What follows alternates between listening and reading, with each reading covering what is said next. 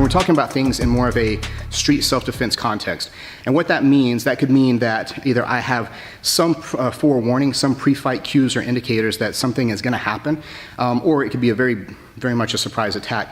Either way, I still want to kind of look at a formulaic approach as much as possible. And that is, I need to recognize the distance. I need to recognize what's the potential for damage in that distance. What can he do to me from each range? And then how I can manipulate that distance to my favor and to his disadvantage.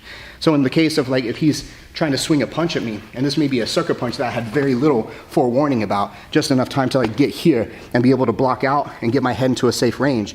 Then from here, I want to get myself to a different zone where I'm not as in the immediate threat as in front of his arms or between his arms.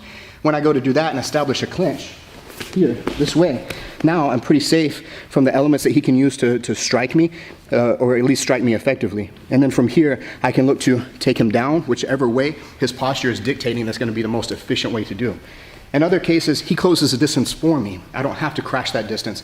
In the cases where he grabs a hold, then I have to recognize from here, energetically, is this a push or a pull energy? And I have to respond appropriately. If he's pulling and I pull away, the stronger person wins, and I don't want that to be the fight. If he's pulling me in here this way, that's why I'm going here to try to separate this grip from here.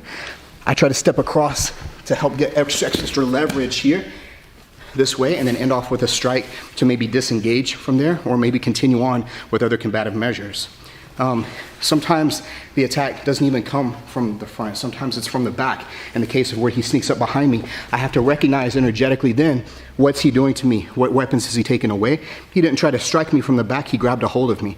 So then I have to recognize again, is this pushing energy, pulling energy? I need to establish my base and get myself to a position I'm harder to move around.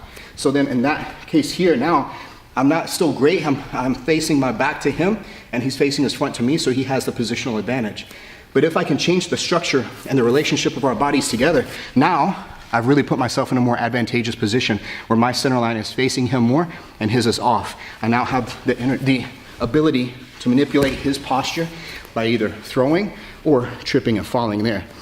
So across all these, I have to recognize the energy, have to recognize the structure, how he's manipulating or trying to manipulate mine, and how I can put myself in a more advantageous position against him.